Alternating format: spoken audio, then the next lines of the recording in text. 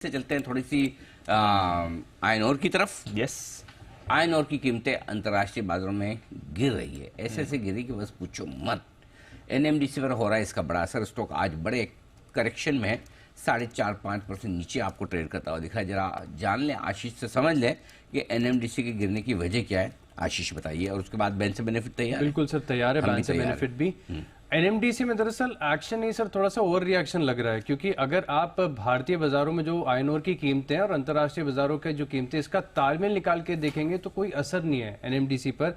अब आज भी देखिए, हर तरफ आपको नजर आएगा कि 4 महीने के निचले स्तर पर आयरन ओर की कीमतें चल रही है, एनएमडीसी को इसका नुकसान होगा।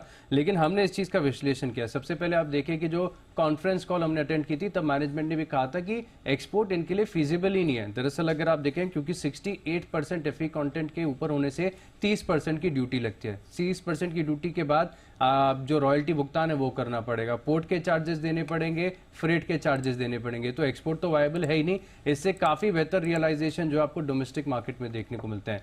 दूसरी बात यह कि पूरी दुनिया भर के बाजार में से भी अगर आप देखें तो भारतीय बाजारों की जो स्टील फेरस स्पेस है वो कंपैरेटिवली काफी बढ़िया कर रहा है। यहाँ पर डिमांड है, कहीं पे भी डिमांड को लेकर कंसर्न ना तो स्टील में है ना तो आयरन ओर में। अच्छा, अब प्राइस की भी बात करें तो हमने विश्लेषण किया, पिछले 3 बार जो एनएमडीसी की तरफ से प्राइस रिवीजन हुआ है, तो इस पीरियड के दौरान एनएमडीसी ने कितनी प्राइस रिवाइज किए और अंतर्राष्ट्रीय बाजारों में कैसा असर देखने को मिला। तो आप देखेंगे कि कोई कोरिलेशन खास नहीं है, बड़ा तालमेल नहीं है। आप 23 नवंबर से लेकर 2 जान के बीच में देखें तो एनएमडीसी ने अपनी कीमतें जो है 4% बढ़ाई, अंतर्राष्ट्रीय बाजारों में 5% की बढ़त देखने को मिली। लेकिन 2 जान से लेकर 24 जान के बीच में अगर आप देखें तो एनएमडीसी ने कीमतें 7% बढ़ाई, लेकिन अंतर्राष्ट्रीय बाजारों में इसी टाइम पर आप देखें 2% की कीमतें घटी हैं, बढ़ी नहीं है, घटी हैं। और यहां पर तकरीबन 7% कीमतें बढ़ी हैं। सिमिलरली अगर आप ये पूरा 23 नवंबर से लेके 24 जनवरी तक का पीरियड, यानी जो 3 बार प्राइस रिवीजन किया है, इसको अगर आप देखें तो एनएमडीसी की तरफ से 11% कीमतें बढ़ चुकी हैं।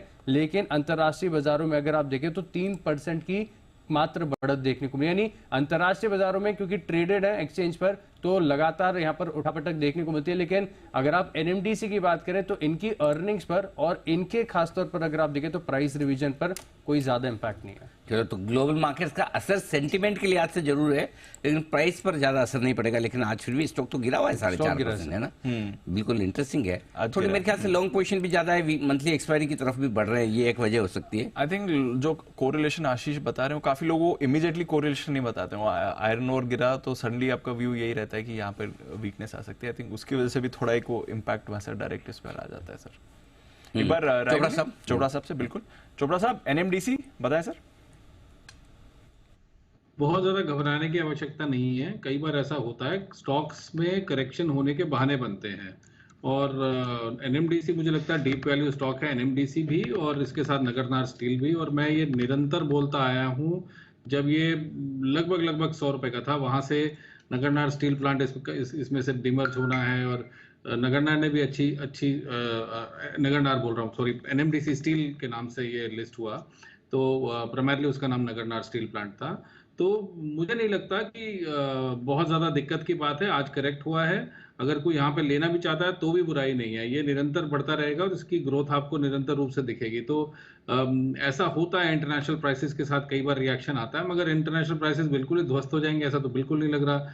अब तो मुझे लगता है कि दोबारा से ग्रोथ आनी चाहिए, क्योंकि चाइना में कुछ चीजें थोड़ी सी बेहतर लग रही हैं, इंटरनेशनली भी थोड़ी बेहतर लग रही हैं। हमेशा खराब नहीं रह सकती। जो यूक्रेन वॉर के बाद भी चीजें हुई वो हमेशा के लिए खराब नहीं रह सकती। तो आई डोंट थिंक ये बहुत देर तक रहने वाला है। और आपको नीचे मिलता है, अगर आइडियली आपको 200-210 में मिलता है तो उससे अच्छा तो कोई बात ही नहीं है।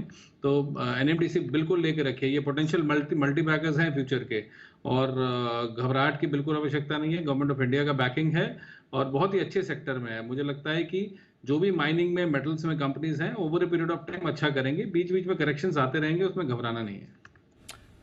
बीच में आएंगे करेक्शन, तब डरे और घबराएं बिल्कुल भी नहीं। ये राय आपके लिए एनएमडीसी पर आती हुई इस वक्त।